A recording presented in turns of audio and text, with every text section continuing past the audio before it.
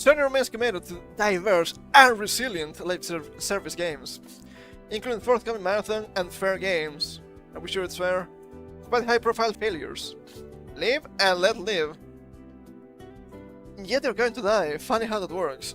During an annual SONY business presentation, CEO Herman Holst stated the company remains committed to building a diverse and resilient portfolio of live service games.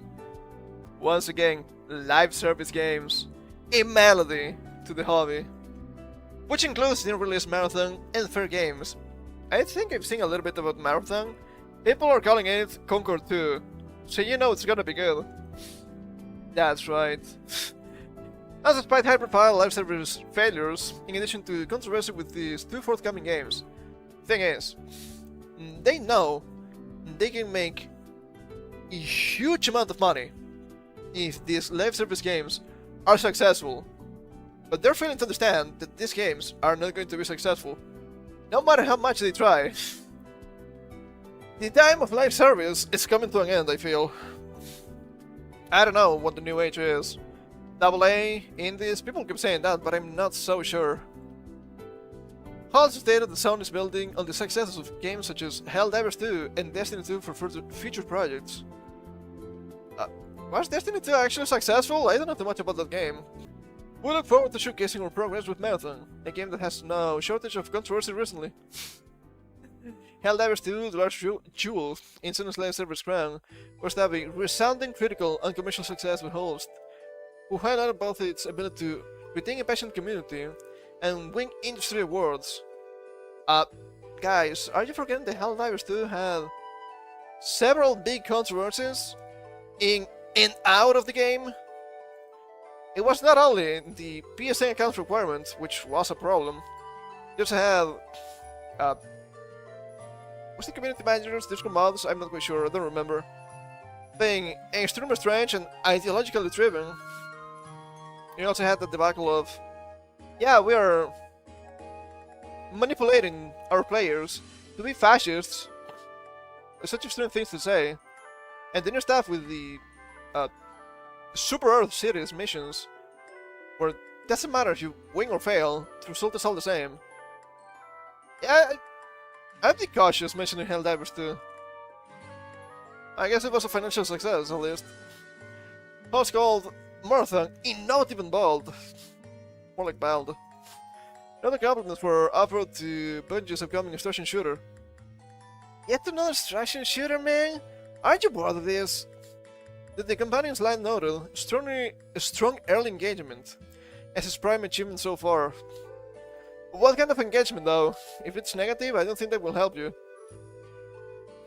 An interesting perspective to be sure, at least as far as Marathon is concerned. While much of what Holst said about Helldivers 2 is true, the game has managed to remain a fantastic success story for the industry giant. Marathon has found itself on the receiving end of some exceptional problems. I wonder why. Surely the game is gonna be good. The strong early engagement, noting the presentation doesn't reflect the available player figures for the game's closed alpha. During the short-lived test, Marathon shed roughly 80% of his initial alpha player base. I think that's actually kinda bad. That's a lot of players to shed.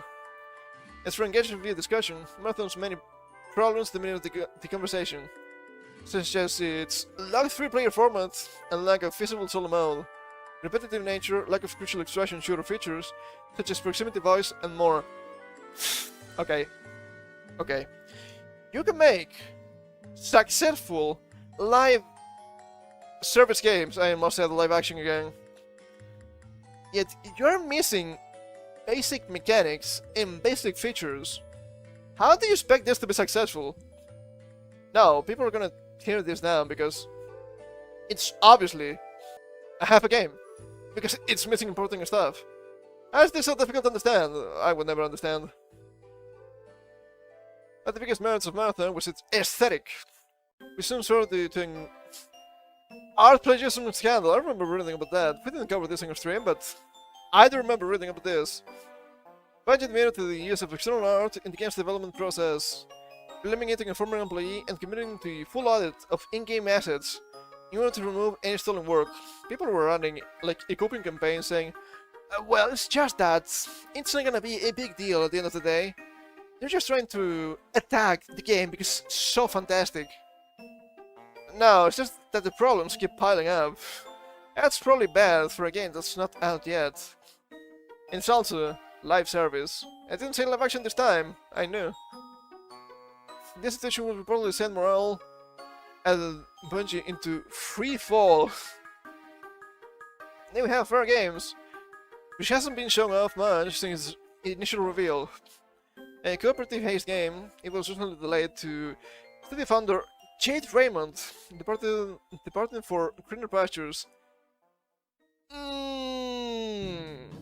Yeah, that doesn't seem to be that good, what can you say? That could be a big problem. This game following running external tests, according to reports from Bloomberg. It's always Bloomberg. Are they blooming? According to Raymond in a 2022 Game Industry.biz article, more than 30% of the studio is currently working on machine learning, artificial intelligence, and cloud-based dev tools. I don't think they're best at all. What can you say? Machine learning and AI? It's gonna be useful. But you need to temper your expectations. It's not gonna be as great as you think. Not soon, at least.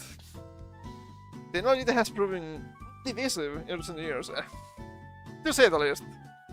Not to mention what could possibly be the most devastating hit to Fair Games yet. The removal of the dark side from its title. They don't want to make money. Why did they make that change? It's just silly, right?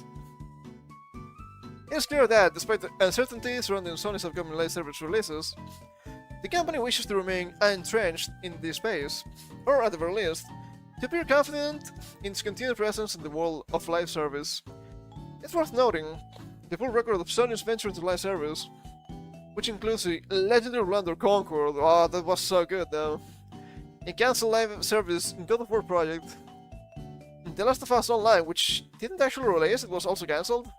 And more, they actually cancelled a bunch of live service stuff not that long ago. I think it was earlier this year.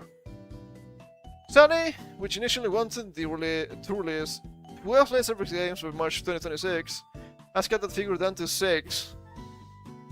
Let's see if that happens still. Sony's single-player output, however, has proven a far better offering for PlayStation fans.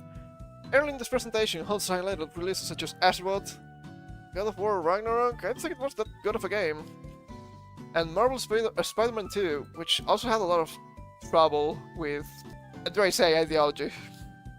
Describing such releases as Square strength for Sony, it appears though this style of game has proven more successful overall for the company.